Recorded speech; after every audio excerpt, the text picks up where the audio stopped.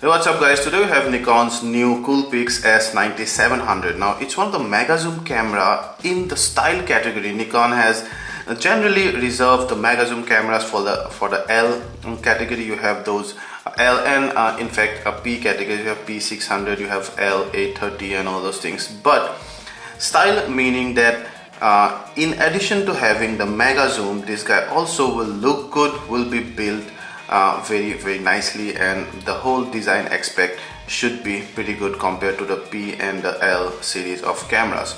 The 30x zoom is, by the way, one of the USP of this device, apart from the built-in GPS and Wi-Fi and some of the other new features like full HD recording and such.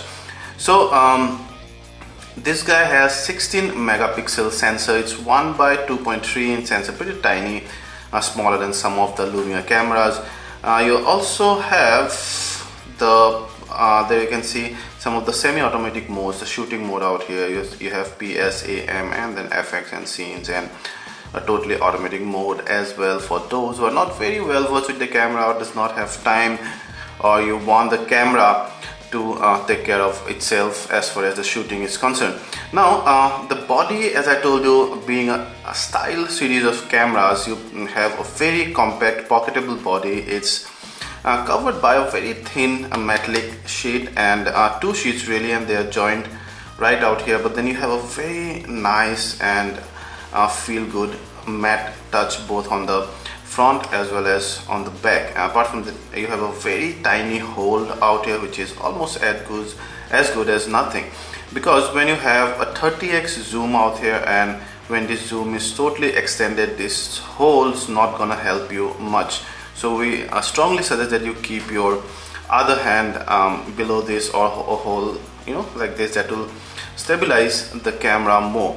But still, I would have liked a bit of a rubber out here, just like you have the rubbers here. Apart from the hole, you have that 30x wide optical zoom. It's an ED VR zoom which has 13 elements in 11 groups. But what's important that it also includes 3 ED glasses. ED means extra low dispersion glasses, and it also supports hybrid vibration reduction, which means a combination of lens shift and sensor shift vibration reduction, which is good. Well, because 30x zoom, you cannot really have lens shift, you cannot really have a zoom extended at 30x moved as fast as you would want it to be. And it also has a focal range of 4.5 till 135 mm, you can see, which in 35 mm equivalent would be about 25 to 750 mm. Now that's a lot of reach, great, but it is a rather slow lens because you have the aperture starting at only 3.7 and goes up to 6.4. Now 6.4 at 750 mm or 135 mm if you take this particular sensor size. That's pretty good, but 3.7 at the wide end is, well, pretty slow. And you also have a hybrid vibration reduction, not exactly an optical reduction or a lens shift reduction. And your autofocus assist lamp, the stereo mics out there, you can see some of the quick specs, and out here on top you have the flash here. You do not have a manual a button here to manually pop out the flash, so that will be according to your shooting mode. If it has to pop out the flash, the camera will do it yourself. You cannot do it. There you see built-in GPS, built-in Wi-Fi, your power button, the shutter release button, the zoom lever, and you have your shooting mode dial out here, PSAM, some of your FX and scenes and whatnot and other stuff. Behind you have the non-touch fixed LCD monitor. And then you can see your indicator light here, the flash indicator, the video button. It's very well placed, by the way. Some of the other regular button plus your GPS tagging button out here. That's a one-touch GPS tagging button. Here you have your micro USB 2.0 port, which will be used both for charging as well as for data transfer, and then your micro HDMI port, and then the eyelet for your lanyard. Nothing much on this side. Here you have your 1050 mAh ENEL 12 battery, you see, and then it also supports your full-size SD cards, tripod mount, and then speakers on behind really. I don't know, when you keep it here the sound would be obstructed. So overall we really like the design and feel, and we're really impressed by the fact that a 30x zoom, when you contract it fully, then this guy becomes very pocketable. We have the red model here, you also get the black model by the way, and this guy is gonna cost about 16,950, that's the MRP, but you'll get it for slightly cheaper online or maybe with your local vendor. Now we're gonna check out how the user interface and the display looks. So once you switch on, you see there's a display and automatically the GPS trying to tag me. Then you have you have some of those self timers. If you put here, you would see the exposure compensation scale, your flash settings, and then your macro off or on. You can go to menu, which is pretty straightforward, and we love the very simplified and user intuitive menu. The fonts are big, very nice to navigate. So it only supports JPEG, so you have fine and regular image size, so 16 MP, but that's only gonna be in 4:3 aspect ratio. Remember your white balance metering, only 2 metering, no spot metering. Your continuous high, continuous low, and some of the other drive mode. Now continuous high, it shoots about 6 frames per second. The problem is it has a terrible buffer of about, I don't know, less than that. So basically you can shoot at almost 6 FPS, but it's gonna last less than 1 second.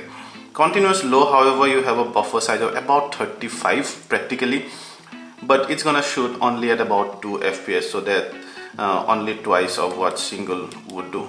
Anyway, so you but have a 120 continuous high and continuous 60 FPS and 120 FPS, but your image size is gonna be considerably low.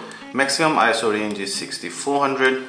You have your autofocus modes there. Subject tracking is good.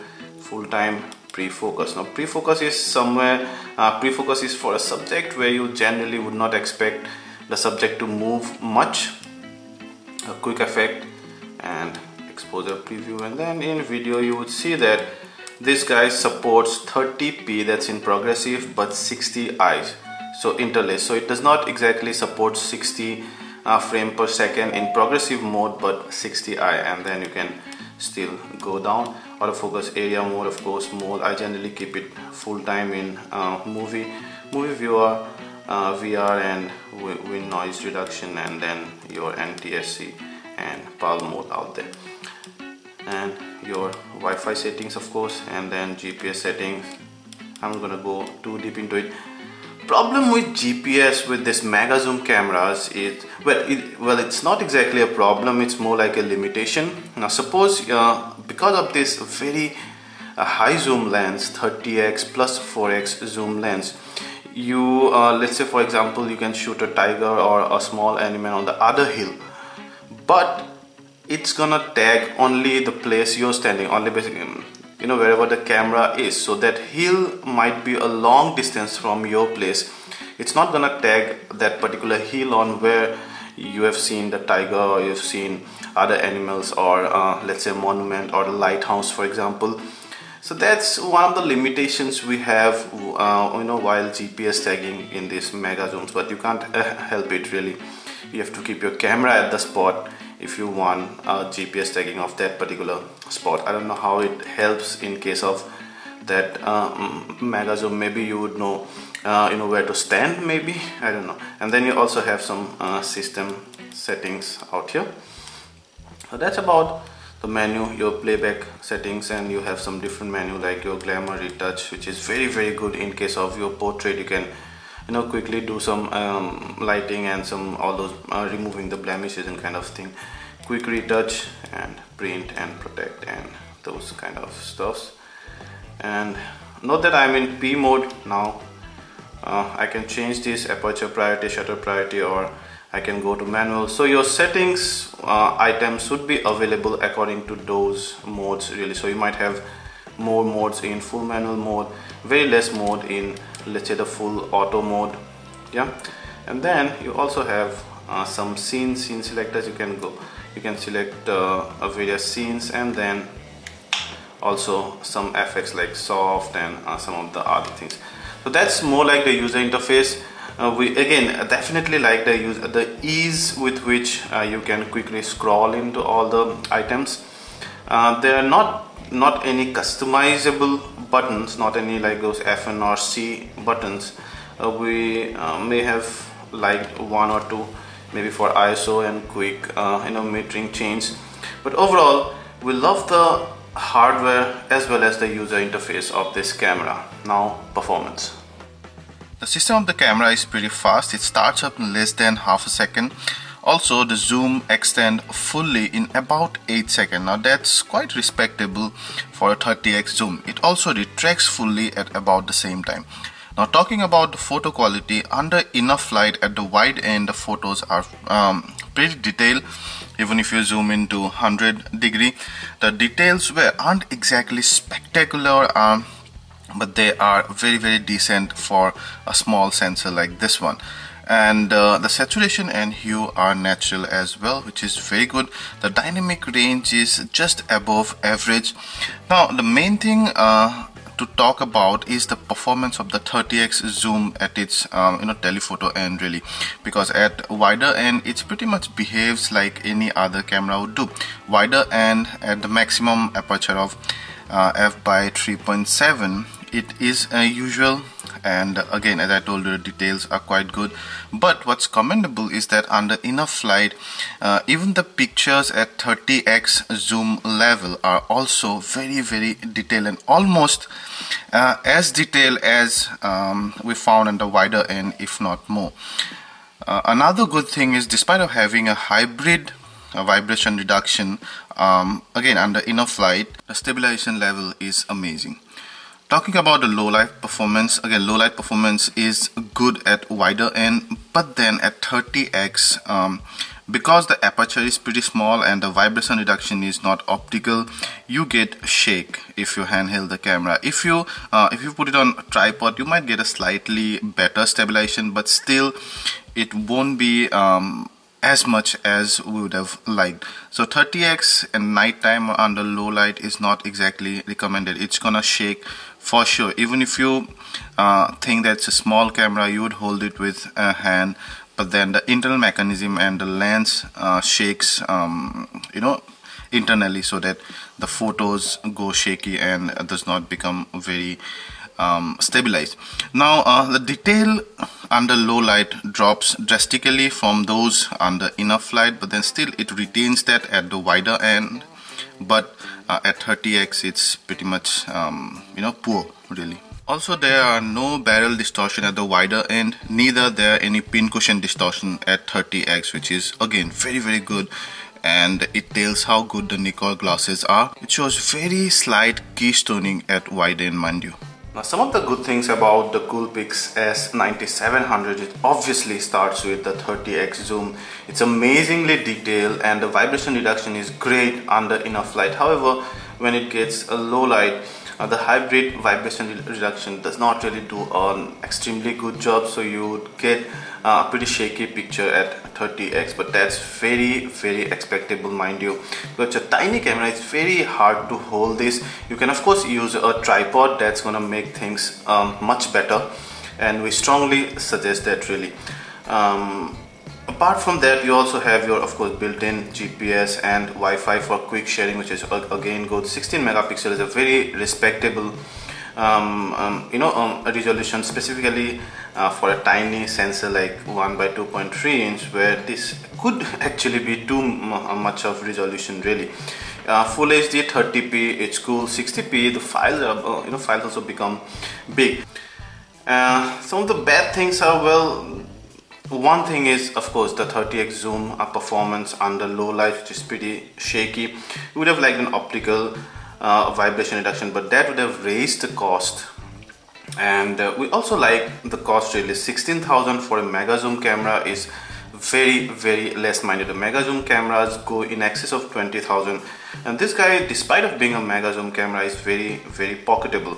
We do not see many bad things apart from, of course, as I told you, the 30x zoom performance. Plus also, it does not have RAW, it only has JPEG. Some people might say they would have liked the 60p option, but then I personally I'm okay with 30p option.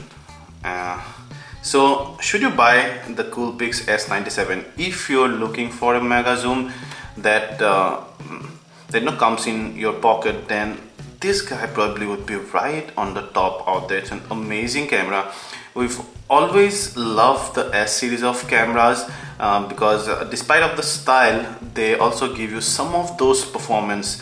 You do not exactly need great performances or great features like let's say a 1-inch sensor or something, because the audience that this guy is targeted at, they are not exactly looking for a cutting edge performance or cutting edge image or video quality, because most of them probably would use this photo on the web, like on social media sites and stuff, and probably would print out many less number of photos of all the two. But what they would probably want, maybe a family, maybe someone who's would want to carry this type of camera everywhere, what they would mainly want is the mobility and also a great reach, and that cool combination of feature as well as look and build quality of a camera, and that this guy gives really good and scores perfect on that. If you like this video, please hit the like button. If you have any questions, ask here, and please subscribe to our channel for more such awesome content in future. Thank you.